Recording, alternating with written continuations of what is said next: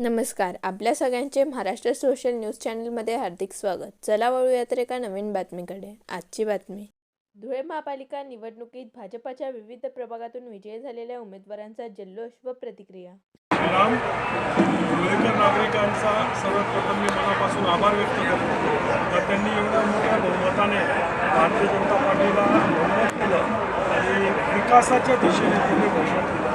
मी आदरणीय देवेंद्र भाऊ फडणवीस, आमचे प्रदेशाचे अध्यक्ष आदरणीय रवींद्र चव्हाण साहेब, त्याचप्रमाणे उत्तर महाराष्ट्राचे आमचे नेते आदरणीय गिरीश भाऊ महाजन आणि पालकमंत्री जे इथं 8 दिवसापासून तळ ठोकून होते आणि आज त्यांचे 50 वर्ष पूर्ण झाले. 51 वर्षात ते आज पदार्पण करत आहेत आणि धुळेकर नागरिकांना त्यांच्यासाठी आज 50 मेडल्स मिळून त्यांना शुभेच्छा दिलेल्या आहेत आणि विकास हा या शहराचा झपाट्याने आता वाढणार आहे. मेरा शहर बदल रहा है.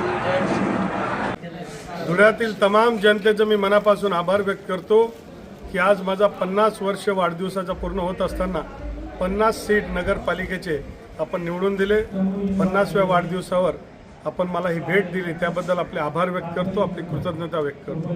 खूप मोठं यश हे मला दिलेलं आहे. मी तमाम धुळे जिल्ह्याच्या आणि धुळे शहराच्या जनतेचं मनापासून आभार व्यक्त करतो की तो विश्वास तुम्ही आमच्यावर व्यक्त केला आणि पुन्हा एकदा जोरदार यश 2/3 बहुमत आम्हाला दिलेलं आहे.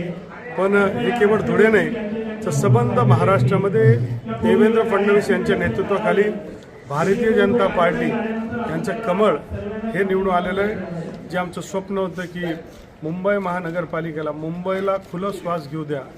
35 वर्षानंतर आता मुंबई खुलं श्वास घेणार आहे आणि प्रगती आणि विकासाच्या पथावर देवेंद्र फडणवीस साहेब, नरेंद्र मोदी साहेब यांच्या नेतृत्वाखाली मुंबईची वाटचाल होणार आहे. धुळेपासून म्हणजे उत्तरेमध्ये सर्वात पहिला जिल्हा धुळे येतो आणि दक्षिणमध्ये मुंबई.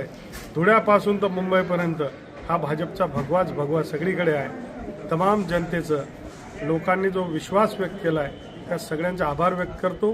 अनुपभाई अग्रवाल यांचा सन्मानपूर्वक आभार मानतो आणि माझ्या आभार क्रमांक 10च्या नागरिकांचा हात जोडून आभार मानतो. सर्व तरुण मंडळी आमचे बॉस अग्रवाल यांच्या वतीनं माझा आज विजय झाला आहे. लागत आहेत ते अत्यंत आशादायक आणि अपेक्षित असे निकाल आहेत. संपूर्ण शहरामध्ये प्रत्येक प्रभागामध्ये भारतीय जनता पक्षाचे उमेदवार हे फार मोठ्या मतांनी निवडून येत आहेत आणि एक विजयाची घोडदौड ही सर्व भारतीय जनता पक्षाच्या उमेदवारांची चाललेली आहे. आणि त्यातल्या त्यात धुळे ग्रामीण मतदारसंघातला जो भाग महापालिकेमध्ये आला आहे तिथे एकतर्फा वातावरण हे भारतीय जनता पक्षाचं निर्माण झालं आहे. मला असं वाटतं की धुळे शहराच्या दृष्टीने ही अत्यंत आनंदाची गोष्ट आहे की भारतीय जनता पक्ष पुन्हा एकदा महापालिकेमध्ये सत्तेमध्ये येतो आहे. मला असं वाटतं विकासाचा जो अजेंडा घेऊन भारतीय जनता पक्षाच्या माध्यमातून आम्ही सर्वजण मतदारांसमोर गेलो होतो तो विकासाच्या अजेंडाला मतदारांनी भरभरून प्रतिसाद दिलेला आहे. येणाऱ्या काळामध्ये पुढच्या 5 वर्षामध्ये धुळे शहराचा चेहरा मोहरा बदलून टाकणं हेच खऱ्या अर्थाने भारतीय जनता पक्षाचं आणि सर्व निवडलेल्या उमेदवारांचं ध्येय असणार आहे.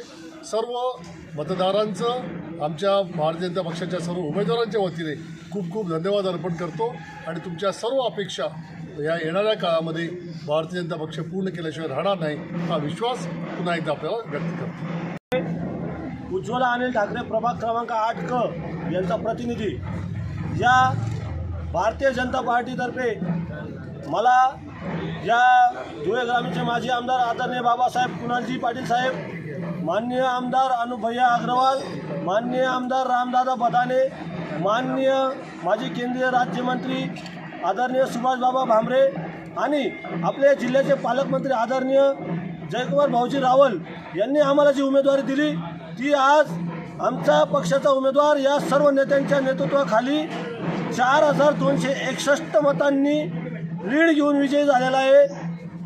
धन्यवाद. बातमी आवडल्यास चॅनलला लाईक व सबस्क्राईब करा व दररोज अशा नवनवीन बातम्या पाहण्यासाठी चॅनलला फॉलो करा. धन्यवाद.